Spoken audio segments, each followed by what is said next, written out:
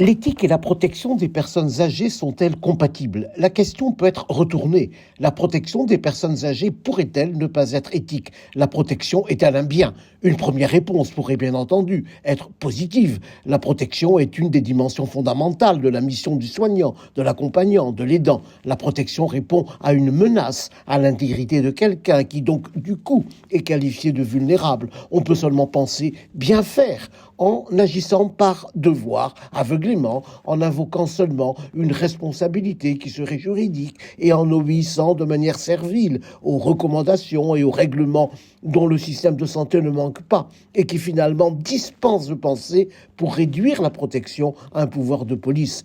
L'éthique impose, elle, une interrogation et elle est d'abord propulsée par le principe de bienfaisance. Certes, l'action de protection à l'égard d'autrui est une action nécessairement intrusive. Est-ce bien faire que d'installer une caméra dans la chambre d'un résident d'EHPAD pour s'assurer à distance que cette personne âgée ne chute pas de son lit? L'alpha et l'oméga de la bienfaisance protectrice sont bien un agir intrusif, autoritaire, normatif, que l'on peut qualifier de paternalisme ou de bienfaisance normative. On pressent que l'invocation du devoir sécuritaire ou même du souci altruiste porté par le principe de bienfaisance heurte le principe d'autonomie. La question térébrante est bien celle de savoir comment préserver, même à l'extrême de sa vulnérabilité, l'assentiment du sujet à ce qui lui est proposé et peut-être au minimum son absence d'opposition. Or, une éthique du care, donc une éthique du cœur, est soucieuse d'intégrer la personne vulnérable dans une relation qui doit s'interroger sur la manière dont le sujet va vivre, ressentir les adaptations nécessaires à sa sécurité, même s'il n'en comprend pas la portée. Une telle éthique est fondée sur la sollicitude du soignant ou de l'accompagnateur. Elle se préoccupe moins de bienfaisance que de bien-traitance. La sollicitude appelle ainsi à la proportionnalité des décisions et à la quête d'un compromis. Si un sujet tombe fréquemment de son lit, est-il souhaitable d'installer une caméra alors que l'on peut recourir à un détecteur de mouvement qui respectera son identité? Quels sont les aménagements architecturaux et humains qui peuvent réduire les chutes des personnes déambulantes, y compris le recours au bénévolat?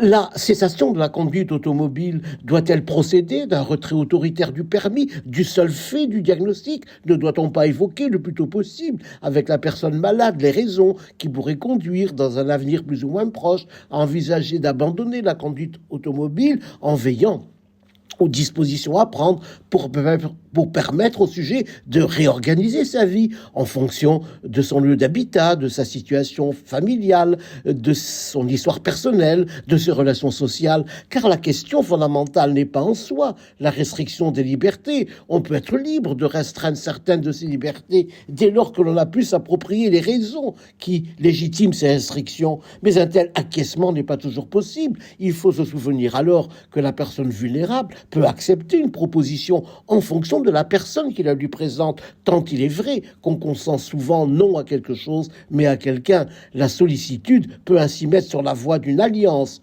entre l'accompagnateur ou l'accompagnatrice et la personne accompagnée. Il faut aussi se souvenir que la restriction de liberté peut, chez certaines personnes vulnérables, en fonction de leurs besoins, franchir un seuil de déshumanisation pouvant effondrer leur désir même de vivre.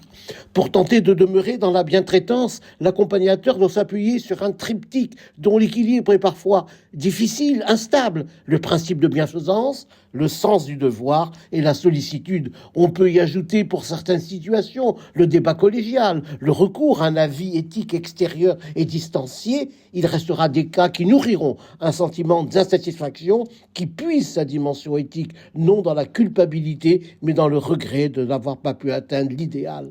Telle est l'angoisse éthique qui doit fonctionner comme un affect mobilisateur pour un accompagnement fondé sur la sollicitude et la bientraitance.